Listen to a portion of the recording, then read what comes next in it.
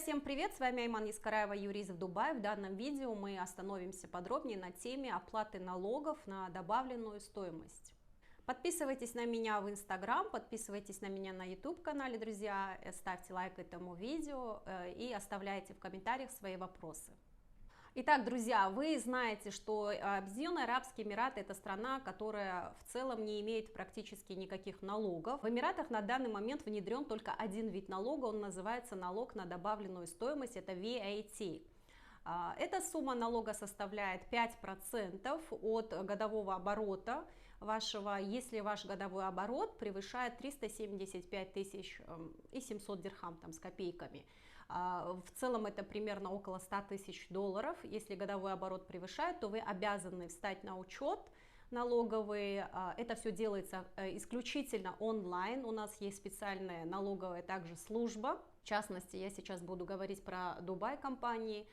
Вне зависимости от того, где вы зарегистрированы, друзья, вы должны будете встать на налоговый учет, и с этого момента вам присваивается специальный номер ТИР-Н, и вы будете налогоплательщиком, даже если вы не будете получать какую-либо прибыль, у вас будет нулевая декларация, но вы будете обязаны подавать ее раз в квартал, если у вас особо нет движений. Если же у вас есть движение, если компания активно проводит платежи, транзакции, получает доходы, друзья, то вам в обязательном порядке нужно регистрироваться и раз в месяц подавать такую отчетность. Сам налог выплачивается раз в год, друзья.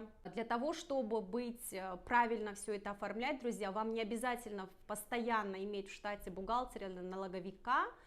Если у вас не очень большая деятельность, не очень большие обороты, вы можете привлекать от случая к случаю, когда вам необходимо будет все эти документы привести в порядок и загрузить в систему.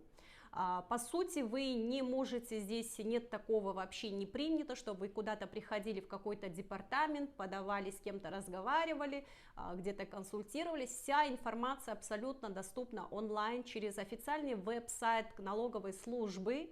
Я оставлю ссылку здесь в этом видео на эту службу налоговую, где вы можете зарегистрироваться.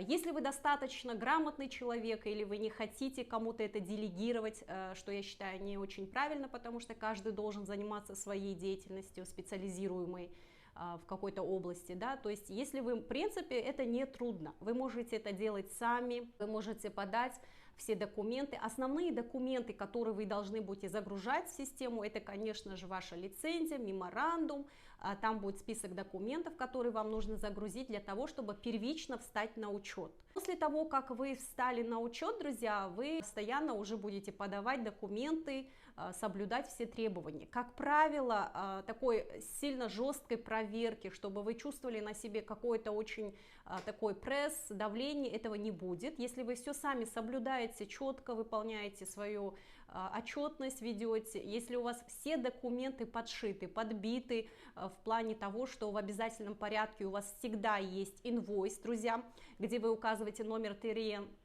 Также не забывайте, пожалуйста, что вы должны брать акт оказанных услуг или выполненных работ, или поставки товара, если у вас деятельность связана с куплей-продажей. То есть, друзья, такой момент, который многие забывают и могут быть за это оштрафованы. В обязательном порядке имейте всегда после закрытия работы, услуги, поставки товара, всегда нужно закрывать документами факт проведения платежа, факт проведения услуги, именно оказания услуг. И все это должно быть также, друзья, у вас четко закреплено в договоре. То есть в договоре о том, что вы будете по акту сверки взаиморасчетов, по акту оказанных услуг закрывать ваши отношения с контрагентом.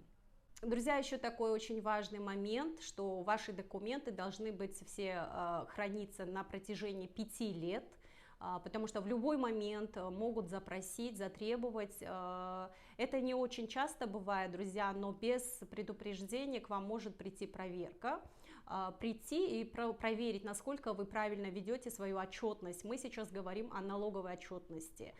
Если вы не можете подтвердить суммы денег, как вы получили, если у вас не сохранились документы, к вам могут возникать вопросы у налоговых служб и у финансовых служб.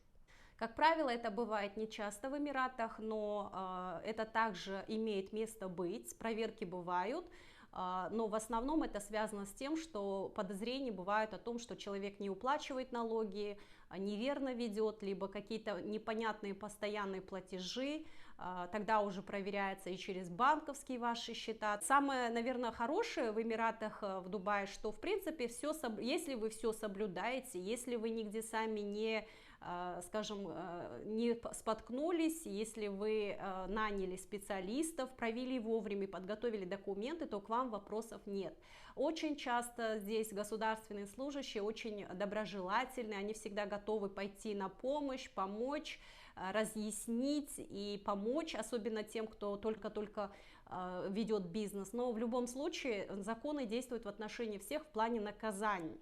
Штрафы составляют сумму в размере от 5000 дирхам, друзья. Это не маленькая сумма, около $1300. Это не маленькая сумма, друзья, для того, чтобы рисковать, и вам дешевле просто привлекать бухгалтера-налоговика периодически для того, чтобы исправлять ваши документы, чтобы подшивать эти все выписки, инвойсы и всю эту бумажную работу вести.